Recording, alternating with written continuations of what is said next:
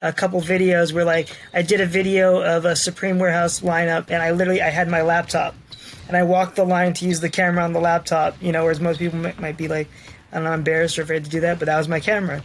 And so, and then even at like I flew out to Atlanta. This is one of the first time I met a lot of like the people in the sneaker industry, like Greg Street and Clark Kent and Mayor. And I'm walking around that Nike store for that party, and I have my laptop. I'm filming the video there.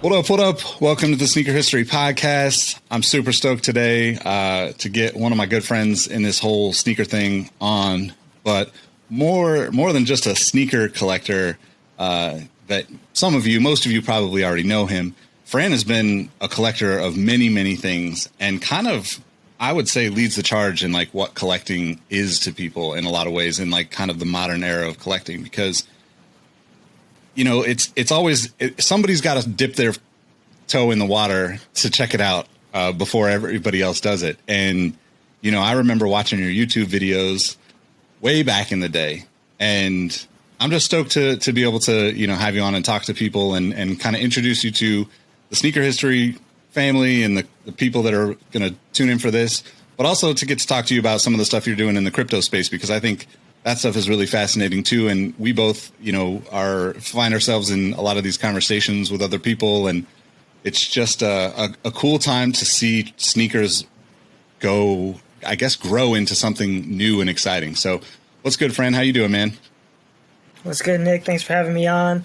Really excited to sit down and talk with you. But yeah, I mean, even as you said that there, it got me thinking, that was the purpose of my sneaker videos back then, was to introduce stuff to people that maybe hadn't seen it yet. Back then sneakers were, if you know, you know. And so a lot of people didn't know. And so getting that information out there and sharing my passion with that, I'm still doing that 10 years later, just in a different realm, a little bit early for people as well. And so, it's just funny to kind of think about. I really have been kind of doing that same exact thing in different ways for the past decade. So, but yeah, thanks for having me on. It's gonna be awesome talk. So, yeah, of course, man. And it's crazy too, because like I think I was trying to think this morning, like when we first met in person, and it had to have been like a dunk exchange, like I don't know, that seems 2008, 7, 8, 9, somewhere in there. Kind of when everything started to like bubble up beyond like Nike Talk and Soul Collector forums, right? Right. And you were, definitely. You were already like, I'm sure you were already uploading YouTube videos at that point. Like, yeah, I started in 2008. I think June of 2008. The first video I did was on the Trickstar dunks. Lined up at Brooklyn Project for those, and the idea there was I was going to do a video a month and just kind of talk about like the newest releases, but then it was received pretty well right out the gate, and so people wanted videos every week, and then that turned into videos every couple days, and I think at the peak I was doing like 7 videos a day every day. So it definitely got a bit crazy there for a while, but yeah, it was a fun experience, fun moment in time for sure. The sneaker game has changed a lot since then, and in many ways. What I was doing is kind of on the fringes, and now, sneaker related content is, its whole industry. And so it's just awesome to see all that growth in the past number of years. So, yeah. Yeah, man.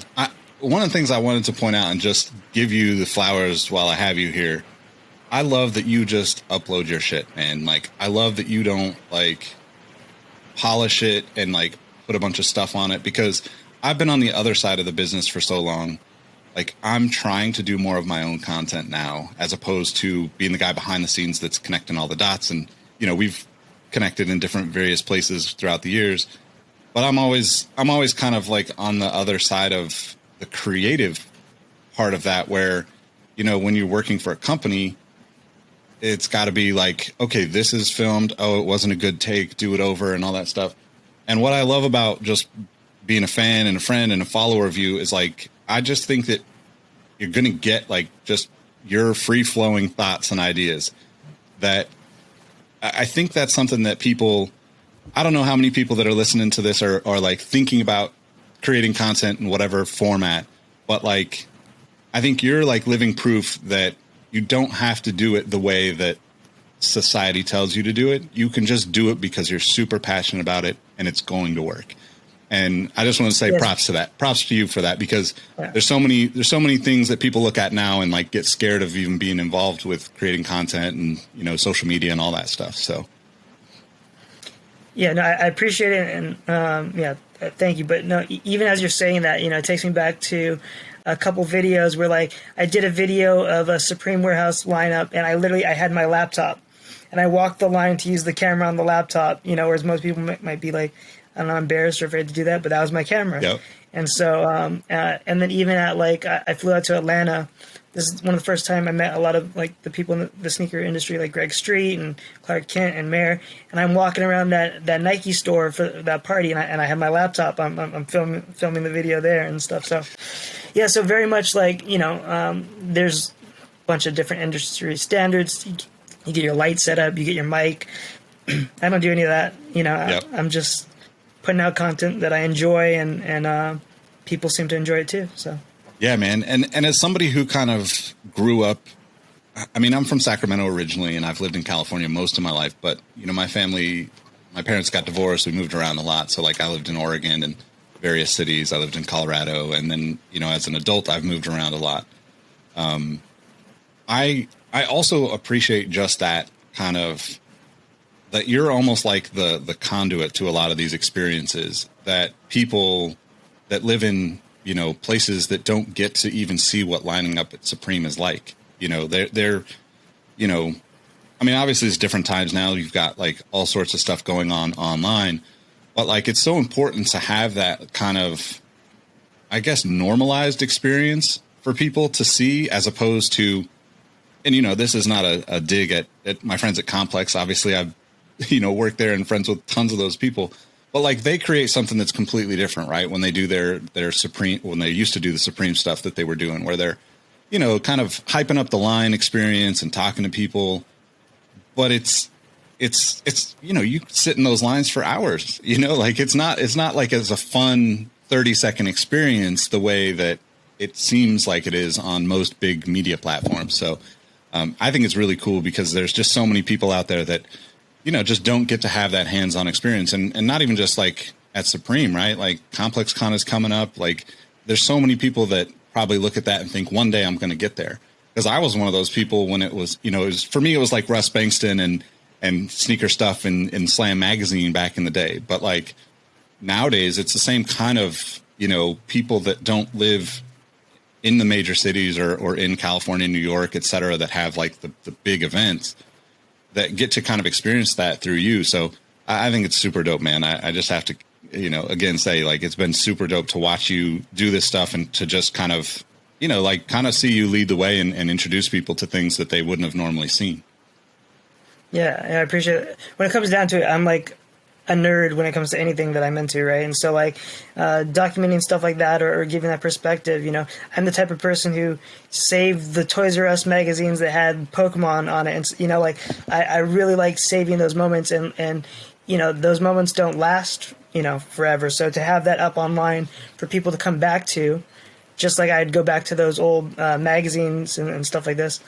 It's just something that I've always wanted to do. And even now with NFTs, you know, it's still a foreign concept to most. And back in March and April, I was there recording the drops because no one else was doing it. And so those videos still have a couple hundred views, but that's the type of thing that I'm proud to have up there, because, you know, those drops last a couple minutes and that's it. It's gone. And so documenting that type of stuff, I think, is an important thing to do. So, yeah. Yeah, definitely, man.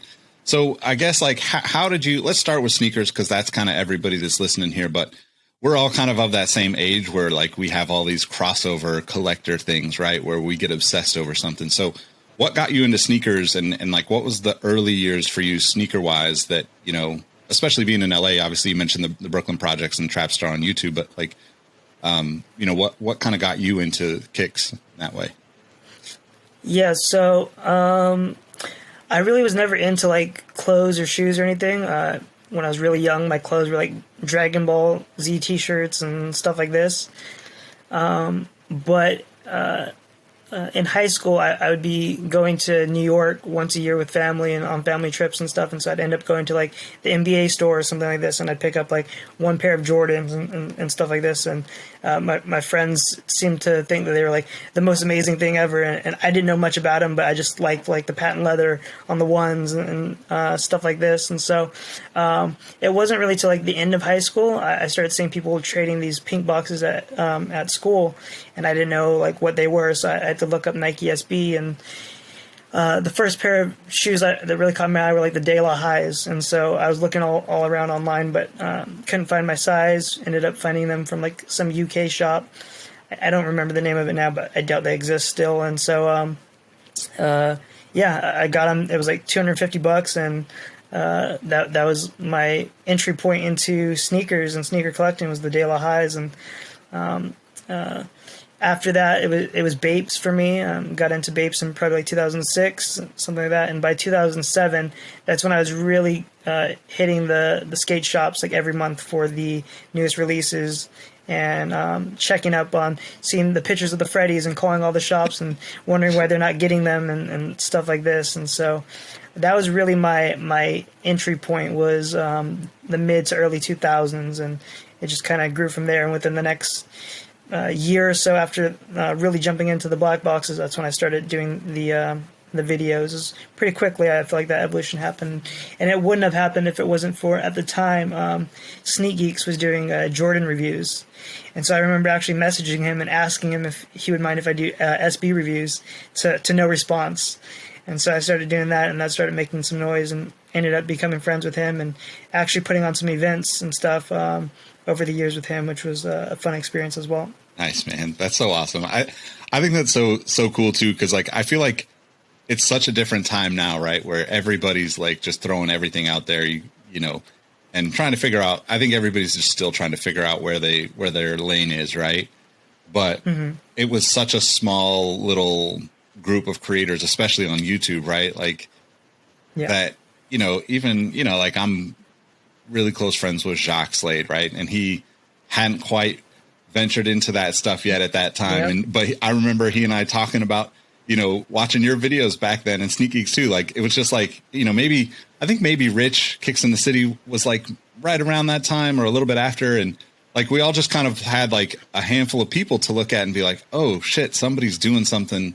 Like, I've got some cool shoes here. Like, I could talk about shoes, you know, and just trying to navigate that was such a fun time. And I say that because eventually we'll get into the NFT stuff. And I really feel like there's so much similarities between like 15 years ago with sneakers and streetwear, or maybe a little bit more than that, you know, like, but like, and NFTs now. But, you know, you, I think, have probably one of the harder sizes to get, right? So like, how does that affect what you end up collecting? And then, you know, I guess like give people an idea of like how the size of your collection has, you know, ebbed and flowed throughout the years. Cause I know you've gone from probably hundreds or thousands down and up, and, you know, it's just an interesting kind of comparison to what will happen in the future, in my opinion.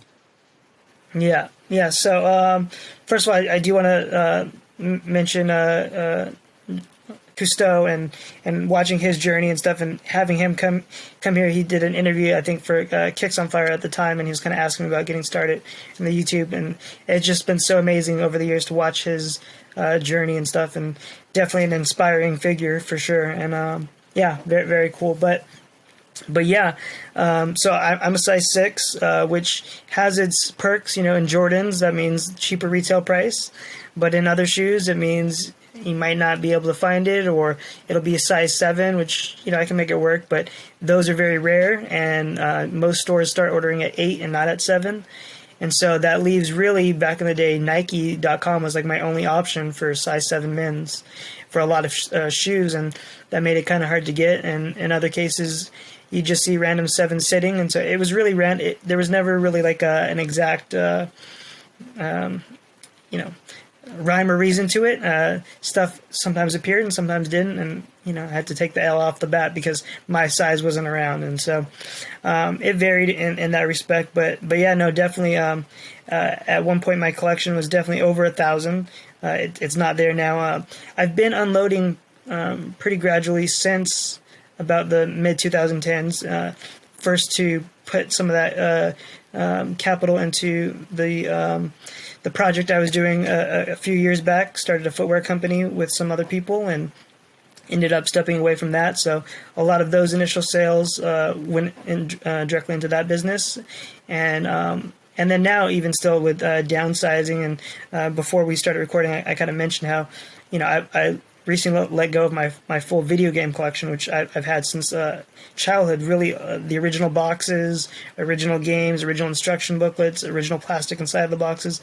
I've always had that collector mindset since I was 5 or 6, and so with NFTs, that kind of was a gateway or an aha moment where I realized more and more stuff's going to go digital. And so the video game collection was a very just simple, one local store came in and kind of bought everything all at once. And so that was an easy move to do. But with the sneakers, it's something that I'm still planning on doing little by little. And, it might be worth checking out my Discord, because I probably do plan on letting go of some of that stuff for some deals, I would say. So, like I said, around 1,000 or a little bit over at one point. And now, if I had to guess, still pretty high, 600 or so, I would say. So definitely a lot of boxes. I'm always going to love sneakers. Even now, I'll pick up the occasional GR and stuff. I don't really go for any of the super rare stuff, but there's definitely solid colorways that still come out and I'll still want to rock and stuff like that. So yeah, definitely. Totally agree, man. And I think too, I don't know if it's just the era of growing up, but what do you think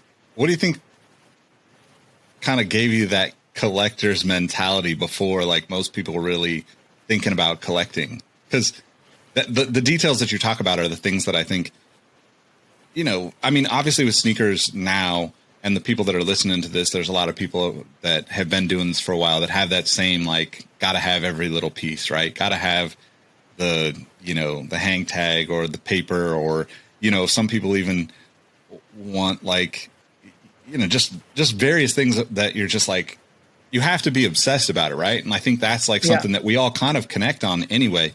But do you have any idea, for yourself, how you started thinking that way? Yeah, 100%. I think I was 5, and for Christmas, my parents gave me the Star Wars trilogy, and that blew me away. Those movies were just insane, and my dad started mentioning some of the figures and how he wished he kept them sealed because the prices of them now and stuff like this. And so, really, Star Wars was what really, and my dad, for that matter, was what really got me into the mindset of, okay, I want to keep stuff sealed. And I even ended up keeping a original booster box of Pokemon sealed. It wasn't the first edition one, but it was the print right after that. And I had that sealed until 2019, at which point I sold it to Sean. I had been talking to him, Sean Wotherspoon. I had been talking to him about it for a few years. And he basically was willing to offer me exactly what at that time they were going for, which was $4,200. And months after that, that's when the pandemic started. And a couple months later, it was $8,000 was the value, and then $16,000, and then $36,000. And before that year was over, that same box was selling for over $100,000. And so to see that build up compared to the 20 years previous that I was holding it, and it barely appreciated, to $4,000, to less than 12 months later, and it had gone over 6 figures and stuff. Seeing all of that, and also knowing that I had let go of shoes early, made me understand that everything that happens online happens quicker. And so the value of these NFTs was going to grow exponentially very fast. And just my experience with collectibles for the past 20, 30 years told me that, these prints of 3,000 or these prints of 10,000 is nothing. And that value is going to climb quickly. And so, having just seen that Pokemon explosion, I had already been in crypto for the past 4 or 5 years, and I saw that it was time to have that small investment, which is now appreciated, quite well, move that one more time over to these NFTs. And that was the leap I took in April, and it's been paying off, and it's been a very fun space that's still growing very, very rapidly. Even today, news that Disney is dipping their toes into the space. Yeah. I think with Web3, much like Web 1.0, which was emails and websites, and then Web 2.0, which was social media, I think everyone will have a crypto wallet in the coming years, whether that's for collectibles or currency. And so I'm very much focused on that space right now. Yeah, man, I 100% agree. And I think it's interesting too, because it's still it doesn't seem like it to me as somebody who's like kind of,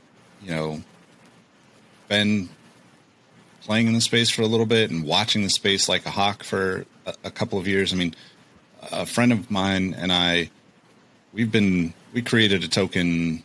It's probably been about 6 months to a year now. And we weren't looking at it as an NFT. We were looking at it as like kind of like an experiential thing where, I don't know where it's going to go, but like, it was just something that we wanted to try, and I think the space is it's so wide open still. Like it's easy to see like, the craziness of it where, just this week you're seeing, Bored Ape stuff hit like crazy numbers,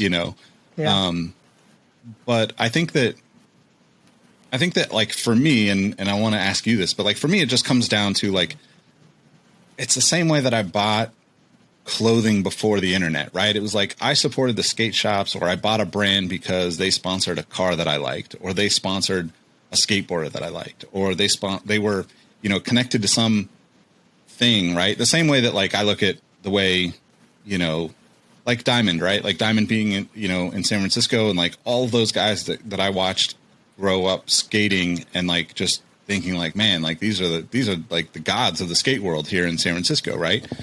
And then the same thing that Bobby Hundreds has been able to like take and revisit all the nostalgia and connect the dots for people throughout the years. Like those are the things that I look at the NFT space and just think, I mean, I'm just going to be interested in the same things, and like the people that are doing cool shit, I'm going to want to support them regardless. So this is what they're doing now, and this is how I'm going to support them. And but I guess like how do you decide? I guess let's go back one step first. How do you decide, like in terms of like, the sneaker stuff, right? You've kind of gone up and down hundreds of pairs. But like, how do you decide what to keep and what to let go of? And do you have any specific shoes that like you could just look at and say like that one's probably never leaving? Like I'm always going to want to wear that pair. Yeah, so I very much, with any collectibles, I tie it to memory and experience and events and stuff like this. And so, there are a handful of stuff. And even like, so I have like Supreme tees and stuff, which I don't see myself wearing in the coming years, but I probably will end up framing and putting up on the walls and stuff like this, like lining up for the Kermit tee back in 2008 or whenever it was. And just certain pieces that I feel like, have a lot of meaning to me, but also like, we're kind of milestone moments in these brands and stuff. So definitely there's stuff I'll keep, but plenty of stuff I'm going to unload as well. And, back to your point right there where you're talking about supporting these creators. The awesome thing about NFTs is, if I were to resell, let's say the Kermit shirt or whatever, Supreme is not getting a piece of that. But with NFTs, the creators are getting royalties on it every time that the item passes hands. And so, that's a new thing that wasn't there before. Jeff Staple was recently talking about this in a space. Is just imagine each time the pigeon dunk was switching hands, if he was seeing a piece of that, as he should have been. That's his art, and so it's really just the technology catching up to the times, and there will be NFTs that are tied to physical goods, so people will still be buying their sneakers, and when they sell it, the Nike and stuff like this will be now cut in on a piece of that transaction due to NFTs. So it's really an evolving space that is going to change the way really that just transactions are done, like commerce is done in general over the coming decades. And it won't even be a term that we're using because it's just buying and selling. That's just how we'll be thinking of it. That's years out, but that's just what it's going to be. Yeah, so. I agree, man. It's also like almost like the beautiful irony, collectively artists, I think, I have like friends and family and siblings that are like very much artists, right? And it's a really difficult career path, life choice to be dedicated to creating physical art and making a living, right? If you're not, most people that are creative enough to create something and something beautiful are not business minded enough, or don't like the marketing aspect, or don't like having to talk to people. And that makes it difficult for them to create a living. And I think that's the kind of unspoken thing that I, you know, as somebody who lives kind of both on the marketing side and the creative side, it's so cool to see that we have something that actually could be beneficial for those people that couldn't, you know, just can't do all the business aspects of it, right? Like you see the people like Jeff, where, you know, he's creative and like, you know, understood the sneaker world and the marketing side of things and has done so much crazy cool stuff. But like, he's really rare, you know, like Nick Diamond, those types of people are really, really rare, you know? So it's cool to me to see something like that. And I think I just get excited about that for my friends that are not as business savvy, but are just amazing creative people. Once they start kind of looking at this and trying to see how it works for them, there's so much potential for that to become life-changing for a lot of them. And, you know, not to say that everything that happens in the NFT space is going to be life-changing, but like for a lot of those people that are creatives, they just want to create. And this kind of gives them an opportunity, in my opinion, to you know, to not have to deal with the other sides of the business. Of course, there's tons of things about NFTs that they've got to learn. And, you know, I think that's part of the other part of the conversation I wanted to have with you. You know, you kind of jumped into the NFT space pretty heavily, right? In, like you said, in March and April. And how did you start that? And, you know, I want to talk about Sneaker Punks because you've got your own NFT series. And how did you know, which came first, your own ideas, or did you just like start collecting the way, you know, you have in the past? So I've known about NFTs since 2017. So I with crypto, I would watch every documentary ever, every interview ever, every, you know, just try to get all the information I could, because I had little understanding of crypto, and, you know, I'm still learning daily. And so NFT definitely got brought up, and every time it was a small, 2-minute segment in an hour piece, just kind of saying that they exist and showing kind of auctions and people paying like extreme numbers for them. And so to me, my gut feeling was NFTs are a scam. It's people trying to get your crypto. And so, no way. I'd never, right? And even as crypto really picked up in January of this year, people were in my DMs and stuff. Yo, did you see this NFT? You see this? You see that? And my answer was always, I've never really been into physical art, so I don't expect getting into digital art. And then once again, in February, Sneak Geeks was posting on Twitter about Vivi. He was posting his Harley Quinn and Batman NFTs. And this I understood. I understood licensed product. I understood, Powerpuff Girls and Adventure Time and Batman. And so I downloaded the app, and my first NFT, I picked it up on March 3rd. It was a Jim Lee Joker statue. Paid $89 for it, and like the following day, it was worth like, I don't know, $150 or something. And so that's when I jumped in and got on the app. There was a few rare pieces that were like 200 and stuff like this, and I was picking them up, and a few more pieces that were still available for retail. I was picking them up, and just kind of one of each piece and stuff like this. And now I'm looking back and wishing I would have grabbed 3 or 4 or 5 of these $80 pieces, which are now like $7,000 and stuff like this. And so, Vivi was very much my entry into it. And right away, I was all in.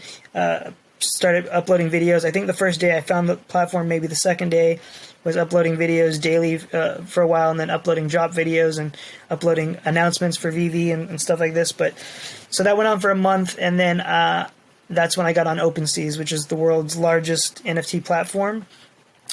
And right off the bat, I was just kind of looking for stuff that I was into. I'm very much into like World of Warcraft, and so I found a project called Elven Punks, and I picked one up, and within seconds, don't know how she knew this. I guess it showed my username Franalations, and so she tweeted out little stories of the elf went on a journey, and the wonderful wizard Franalations added him to the tribe or whatever. I was like, this is pretty freaking cool. Like, this is a whole other world out here. And so I was on there for a couple of days, and I started messaging her the creator of Elven Punks, and I was like, you've really inspired me. Like, what tools do you use to make these NFTs? And that's the one thing that right off the bat, it felt like the sneaker community all over again is people very open to sharing their information and their tips and how to, and check this out, and that's what the sneaker community felt like to me over a decade ago. And so that weekend, I don't consider myself an artist at all. In fact, I'm very terrible at it, always have been.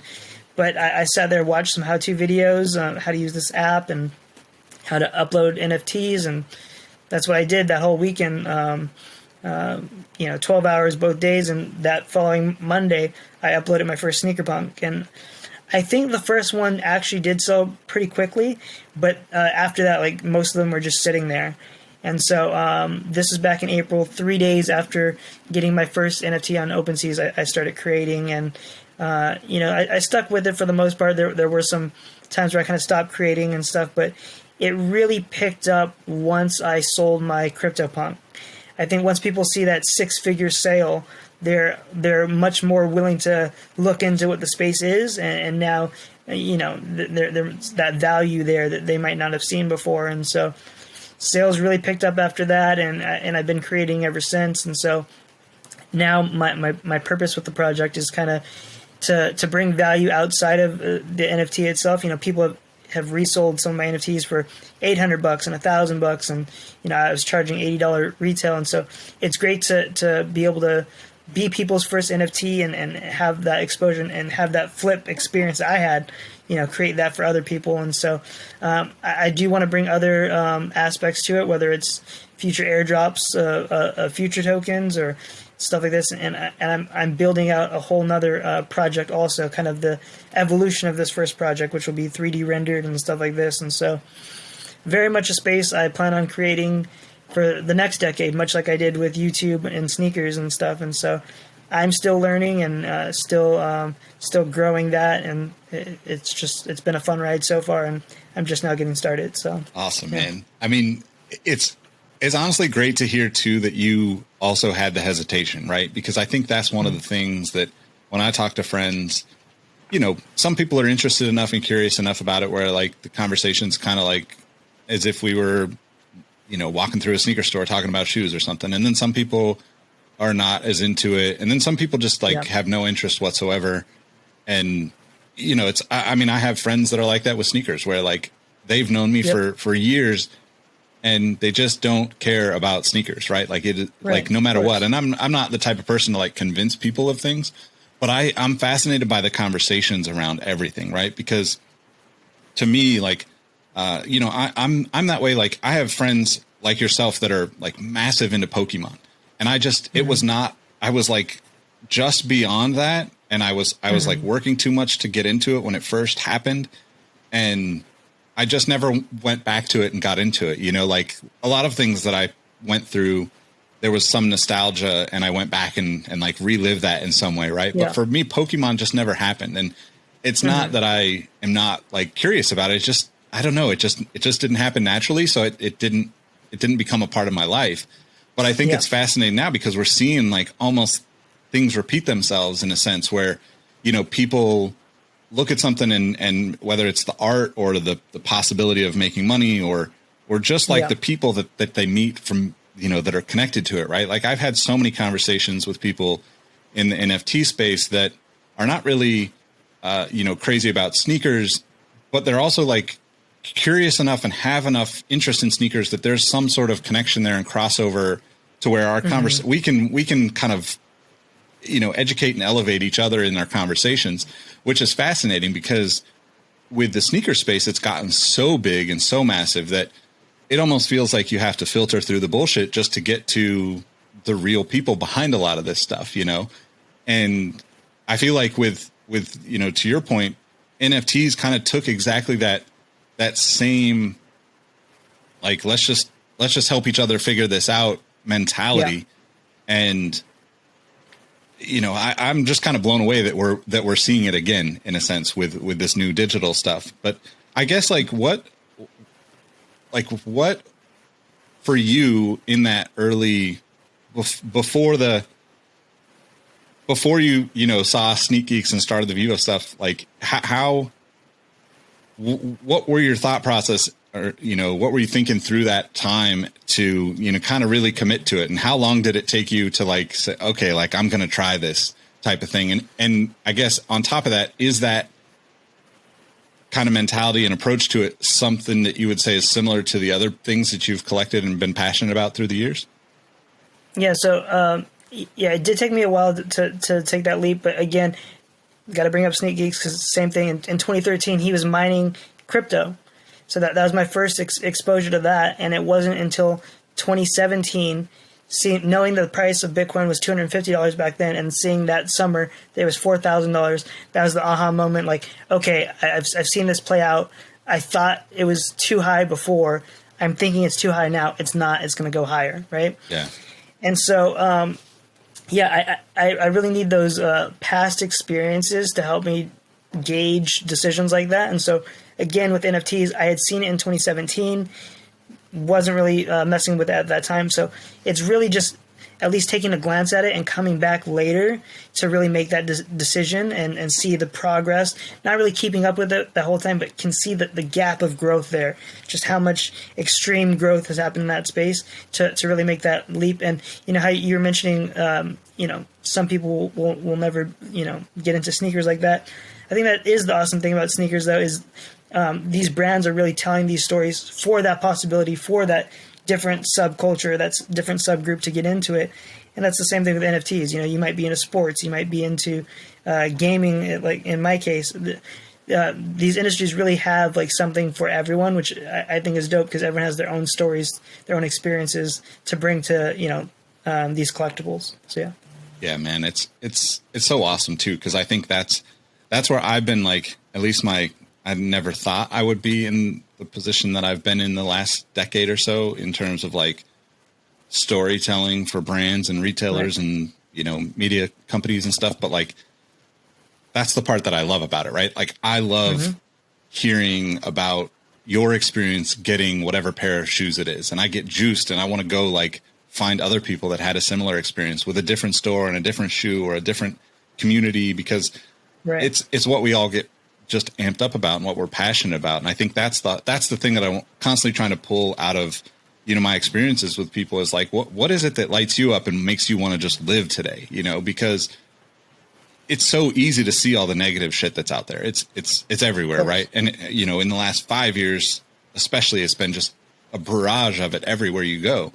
Yeah. But I think there's something really cool about being able to navigate through all the bullshit of the world to find the things that we're passionate about. And I think that's kind of like, overall, that's like just the internet, right? Like, that's how you got to navigate in order to feel good about life. And I think with NFTs and, the sneakers and storytelling and like just all the crossover that I can see kind of coming and people trying to figure out where they land in it.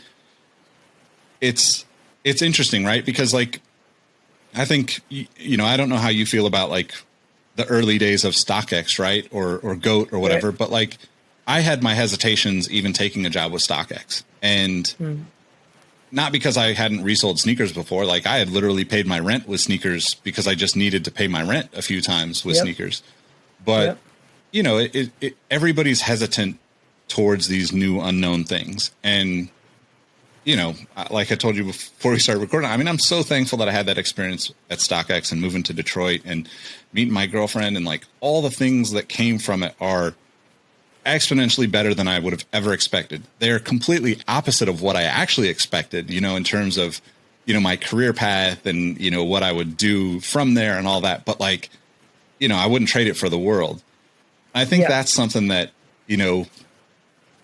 there's something about just trying, right? Not putting yourself in a position where you're going to lose, your world, but like just saying yes to things can really kind of change your life. And I guess like, thinking about that, how do you kind of navigate, the world of NFTs now when there's so much talk about just making money, but yet I know you as somebody who just is like into the cool shit. Like, what does your purchase look like when you're like, or I guess I should say, how often do you just see something and go, oh, that's fucking cool, I got to buy it? as opposed to like, how much money am I going to make off of this? Because I know that's a back and forth that we're all having in all of these worlds now.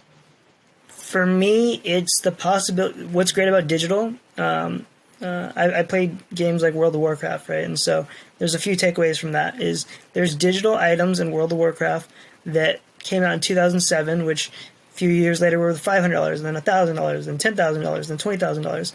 And the thing that's great about digital is you can't get the item damaged. It's going to stay in the same pristine condition, right? But what's also awesome is, because it's digital, is there's updates. So this same piece might add, another layer in a video game, or might give you a future airdrop. And so it's that potential there with these projects that really gets me excited, knowing that I can buy a piece and that piece could turn into another. I'll give you an example. Just the other day, I claimed an airdrop, and this airdrop was only eligible for people that had Bored Apes. So I received 1,800 tokens of Botto for free just for owning the ape. This is not even done by the creators of Bored Ape. This is just another extension for owning that piece. And so that token, when I claimed it 2 days ago, was worth I think $1.42 per token, and now it's worth $3. So it's just, there's so much stuff that you can't even predict that's coming with each of these drops, and that's the exciting part for me, is that added value, almost like stocks that split or stuff like this. There's so much potential with each of these projects. That's the exciting part, and obviously the art too. There's some projects like Non-Fungible Heroes. As soon as I saw that, I just jumped in, because it mixed the vibe of Disney, like that the cute looking characters and stuff like that, but also kind of a slightly more mature take, like where it's more like anime or superheroes, and it kind of mixed all those worlds together, which is just everything I grew up on and stuff like this. So it varies when I make these purchases, but it usually is projects I think either they'll keep creating, or other people in the community will keep creating on that topic, or on those NFTs. That's usually what I look for, is something that I can see 2 years from now, 3 years from now, 5 years from now, something still getting created because of them. And that's usually the driving force of that purchase, is that added value down the lines. Yeah. So how do you decide to to keep, or do you go into things thinking I'm going to keep this for a long term, or just I'm going to keep it until whenever? And just that whole idea, it's tough for me, right? Because with sneakers, I'm very nostalgic. So if I have a personal connection to anybody that worked on the shoe, it's very rare that I let go of it. If it was a shoe, when I worked for Soul Collector back in the day, if it was something that we did at Soul Collector, I'll probably never let go of that shoe. It's just, it's too close to my journey. But then also I just love this shit. So it's I have way too many of them, and I'm like, okay, I got to get rid of this. But then how do I even, the same way that I know you are a Bape and kind of, supreme and undefeated, I've been buying neighborhood stuff for years, and it's I have such a hard time even letting go of stuff that I look at. I mean, I don't have it here next to me right now, but even the old mouse pads, who uses this stuff anymore? But it's not worth anything for me to sell. If it's 30 or 40 bucks, okay, cool. But I actually get joy out of just seeing it and thinking damn, that was a crazy time. Can't believe that I still have this shit here. So how do you decide on those types of things? And I guess cause it kind of works in the same, I assume NFTs and sneakers, you probably go through very similar thought process, right? Yeah. So there is a kind of a trickier, there's two things I want to touch on here with NFTs. Because it's a 24-hour marketplace and stuff like this, you're constantly getting offers on these items. Most of the case, the offers are trash, but sometimes, literally, in order to get to your destination, you have to turn down 6 figures and stuff like this. But I have targets. I do have target values that I kind of predict and see for each of these projects, and sometimes even, most of the time, even my projections are too short. So I'll give you an example. I saw that Pokemon box I mentioned earlier go to 6 figures, but it also came down past that. So I saw the climb up and the drop down. And so really hitting that sweet spot of trying to get as close to that top or that target as possible. I always have that in the back of my mind. So in May, I purchased a CryptoPunk, which is like the OG NFT. This is from 2017. This was widely viewed as the project that kind of started what we see now with these NFT collectibles. And so that project was actually, you can claim these items for free, and they were available for a few weeks. But I think it was like The Verge or some pretty big blog or whatever posted about them, and at that day they were all claimed after that. But at that time when I made that purchase, I think the floor was maybe $20,000, something like this. I ended up grabbing one that was a little bit higher. I spent $30,000 on a CryptoPunk, and my target for it was that $100,000. And I thought that would be by around December of this year. 2 months later, that's what the floor was on them. And so I let it go for that. I got the offer and I accepted it. 2 weeks later, the floor was $300,000. So very much like I had seen with the Pokemon stuff. Still too early, but I had my target. I stuck with it, and so I made that flip, which I then got into a Bored Ape, which I was able to make another flip off of that. And so really, it's just having a price target in mind and having a little bit of leeway with it too. Is you might not get exactly what you want, but somewhere close to it. So I guess I don't really have an exact algorithm other than I do have price targets for each of these things, and I kind of if I get multiples of them, I'll kind of sell it on the way up to that target, so I'm locking in some of those profits. And I know you touched on how there's certain physical goods you never get rid of, and I'm that same way. I think with NFTs there is this kind of element of it is slightly easier to let go of them, but you still do have that attachment. It's kind of weird. You would think with it being a digital good, you wouldn't have that attachment. You do, and so it is slightly easier to let go of that digital good. Usually, by that point, they'll have already kind of gifted some other NFT along that way. And so with my Bored Ape, it was kind of easy to let go of that because I have they gave a mutant ape, which I think I have as my background on my phone, which took the same traits as my ape, but kind of augmented them a little bit. So I still have a token to commemorate that original token that I'll hold on to that for, the next price target and stuff like this. So there is this element of like dividends that does make it a bit easier to let go, but the memories are still there and the stories are still there, and that's why I still upload the YouTube videos about these topics so I can see, the day I picked up my CryptoPunk, what was on the floor that day, what was the price. Oh my gosh, the price is 40x since then. It's crazy, so I do still like capturing those moments and looking back on them. So yeah. Yeah, so I'll definitely link to obviously your YouTube channel and your social handles, in the description for this. But I guess for the person that has no idea about NFTs, could you explain, the floor, right, airdrops, and then I also want to talk a little bit more about sneaker punks and kind of like how you see that kind of moving forward into like your next project. Yeah, so there's a lot of different terminology and stuff. I mean, at the end of the day, you're dealing with crypto, right? So like secretive, stuff like this. So there's almost like passwords and phrases you really got to catch on to. And even I'll be talking to my girlfriend and I'll say something and she's like, what does that mean? And so, I'm so in it that I kind of forget that it's this whole other world. But floor prices is like the very bottom value, right? So there's different rarities. You can have a very common piece or the most rare piece or stuff like this. And so the floor price is the lowest that it's listed for currently, and what you've seen it like trend that most of the sales, you might say the floor on a project might be 1 ETH, because the cheapest you're going to buy in at is 1 ETH. And so that's what the floor is. In airdrops, really what NFTs are access tokens or social tokens, right? And so if you have a token in your wallet, you'll have access to other airdrops. And what airdrops are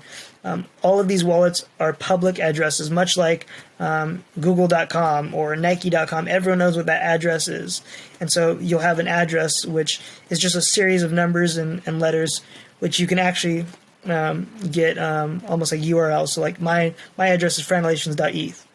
And so if a certain token is in my wallet and that project has an airdrop, they're going to send that new token to everyone else that had the original one.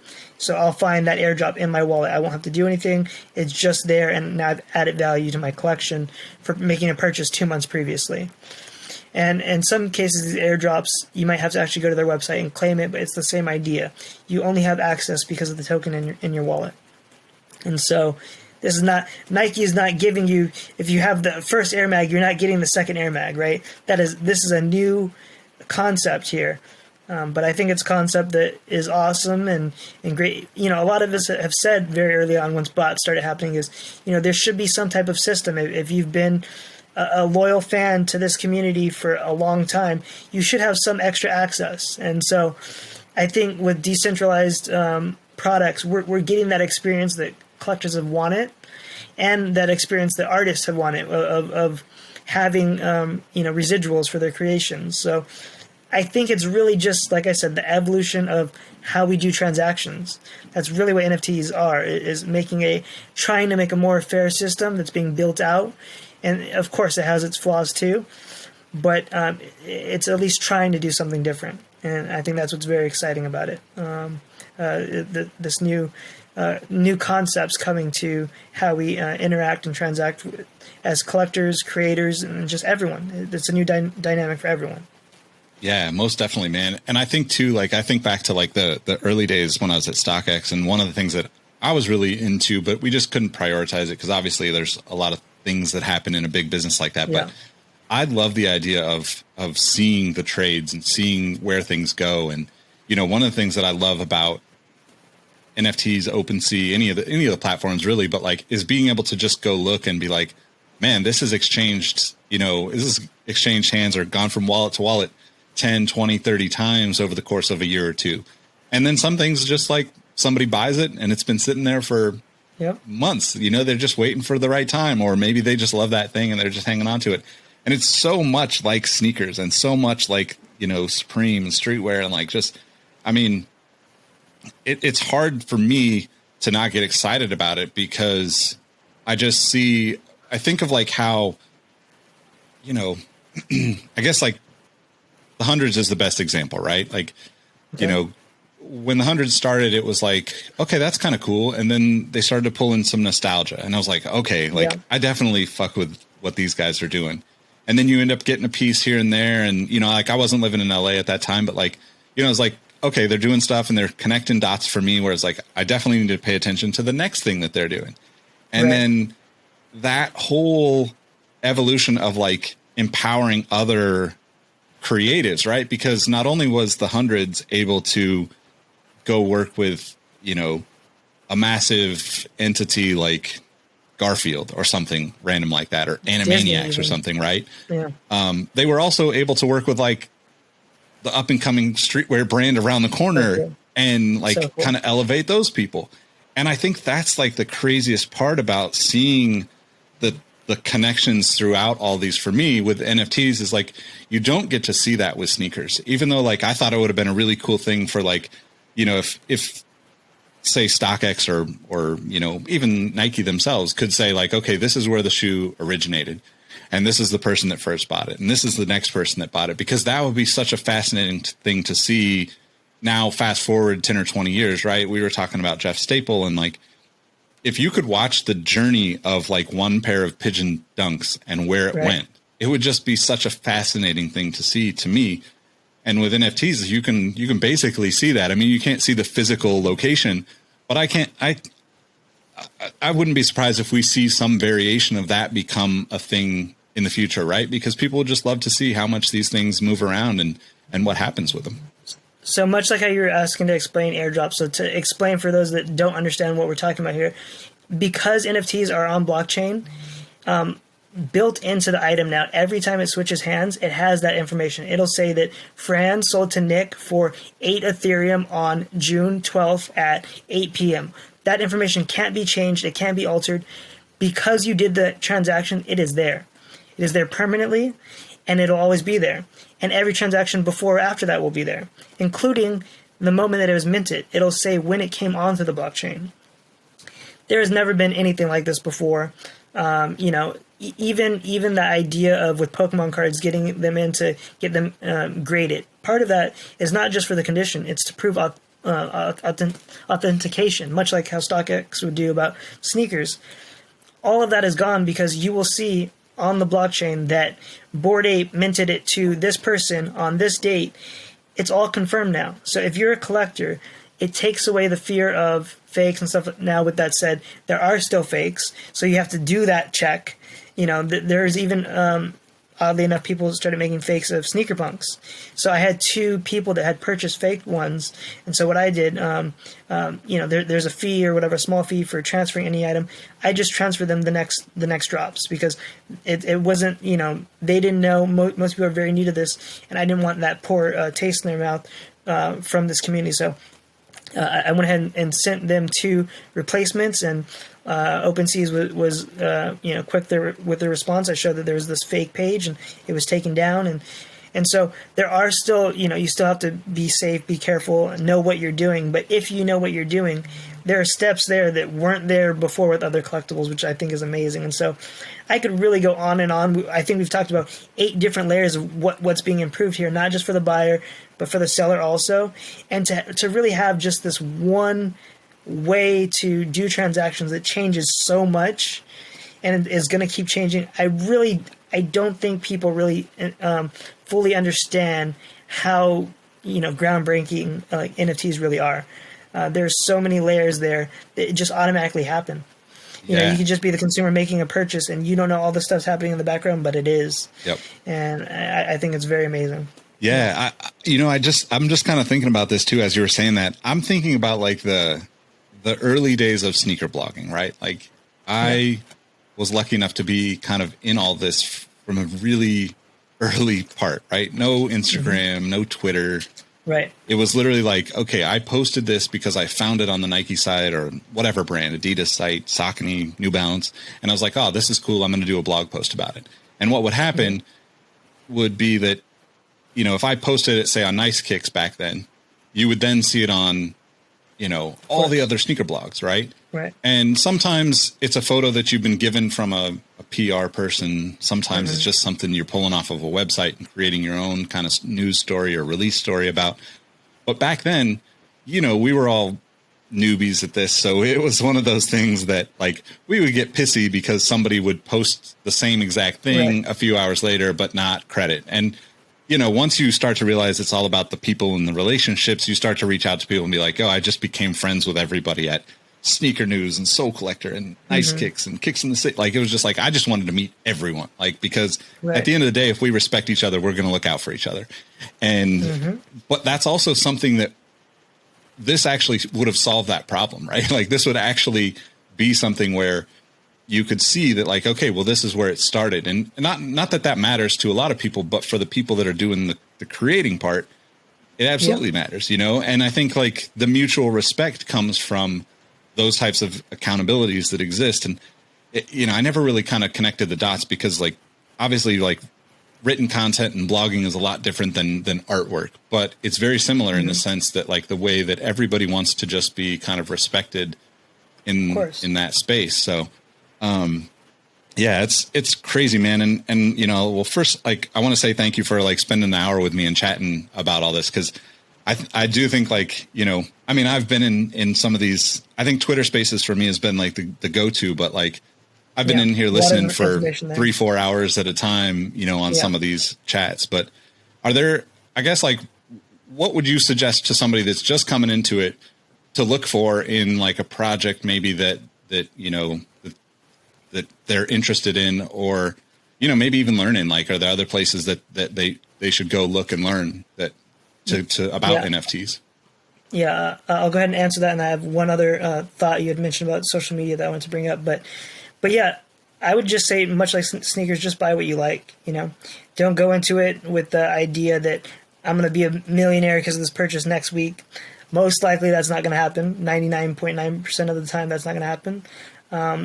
But yeah, buy what you like. That way, if the value goes down to zero, you're still happy looking at it in your wallet or displaying it in your digital museum in the metaverse or whatever it is you're doing with it. As far as information, I'm definitely in the Discord a lot. People want to join the Franalations Discord.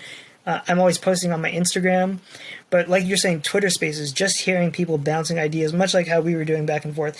There's so much knowledge being thrown around in Twitter Spaces. I spend most of the day with that on in the background, just listening and taking in all the information. So it's a fun space. There's a lot to learn. Just buy what you like.